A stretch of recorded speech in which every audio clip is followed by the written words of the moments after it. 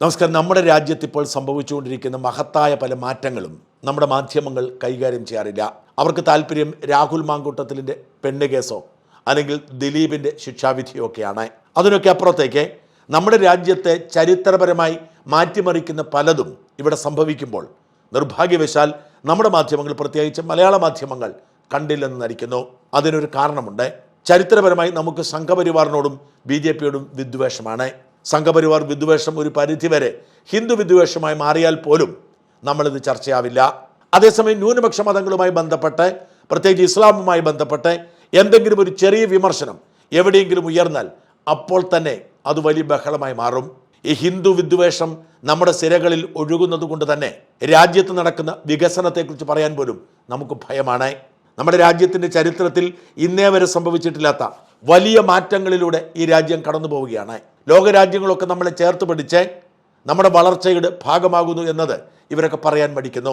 മുസ്ലിം Arab രാജ്യങ്ങൾ പോലും ഇന്ത്യയെ ചേർത്ത് പിടിച്ചുകൊണ്ട് ഇന്ത്യയുടെ തണലിൽ, നിഴലിൽ മുമ്പോട്ട് വളരാൻ ശ്രമിച്ചുകൊണ്ടിരിക്കുന്നത് നമ്മൾ എന്തുകൊണ്ടോ വാർത്തയാക്കുന്നില്ല.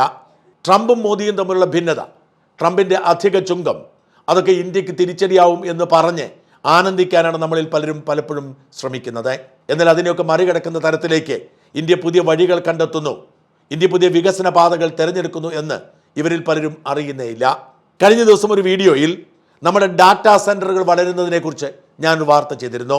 ഗൂഗിൾ ഏതാണ്ട് 1 ലക്ഷം കോടി രൂപയുടെ ഇൻവെസ്റ്റ്മെൻറ്റ് ഇന്ത്യയിലെ ഡാറ്റാ സെൻറ്റർ മേഖലയിൽ നിക്ഷേപിക്കുന്നു എന്ന വാർത്തയ്ക്ക് തൊട്ടു പിന്നാലെയാണ് മൈക്രോസോഫ്റ്റ് ഏതാണ്ട് 1.25 ലക്ഷം കോടി രൂപയുടെ നിക്ഷേപവുമായി ഇന്ത്യയിലേക്ക് എത്തുന്നത്.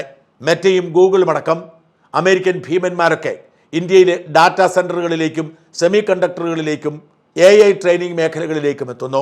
നിർമ്മിതി ബുദ്ധിയുടെ കാലത്ത് ഏറ്റവും കുറഞ്ഞ, അതേസമയം ഏറ്റവും കാര്യശേഷിയുള്ള മനുഷ്യ വിഭവശേഷി, നൈപുണ്യശേഷി ഇന്ത്യക്കാണ് എന്ന് തിരിച്ചറിഞ്ഞ് അമേരിക്കൻ കമ്പനികൾ തന്ത്രപരമായി ചുവടുമാറ്റുന്നതാണ് ഇങ്ങോട്ട്.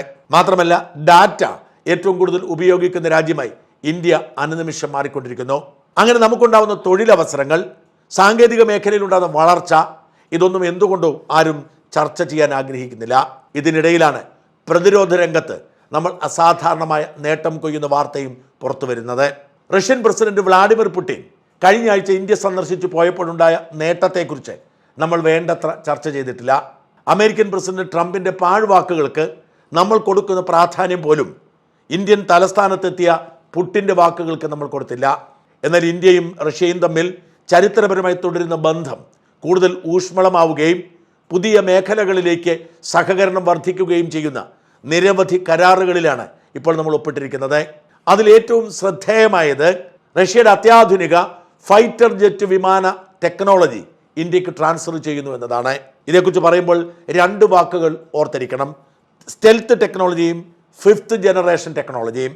5th ജനറേഷൻ ടെക്നോളജി എന്ന് പറയുന്നത് 21ാം നൂറ്റാണ്ടിലെ സാങ്കേതിക വിദ്യയാണ്. 21ാം നൂറ്റാണ്ടെന്ന് പറഞ്ഞ് 2025 നമ്മൾ എത്തി നിൽക്കുന്ന അവസ്ഥയാണ് 21ാം നൂറ്റാണ്ട്. 21ാം നൂറ്റാണ്ടിലുള്ള ഏറ്റവും ആധുനിക സൗകര്യങ്ങളുള്ള ആയുധശേഷി, ഫൈറ്റർ വിമാനങ്ങൾക്കാണെങ്കിലും മറ്റു പ്രതിരോധ ആയുധങ്ങൾക്കാണെങ്കിലുമുള്ള ഏറ്റവും അത്യാധുനികമായ ശേഷി, ആ ആധുനിക ശേഷിയുള്ള ആയുധങ്ങളാണ് 5th ജനറേഷൻ ടെക്നോളജി തീർക്കുന്ന ആയുധങ്ങൾ. അതിൻ്റെ ഭാഗമാണ് സ്റ്റെൽത്ത് ടെക്നോളജി.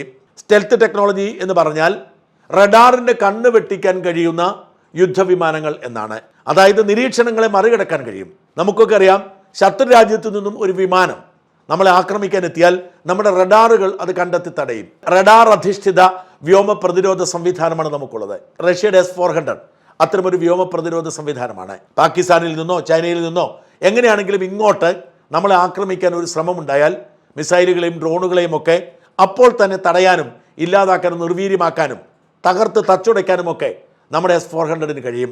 ഇന്ത്യയുടെ ആകാശം അതുതന്നെയാണ് ചെയ്യുന്നത്.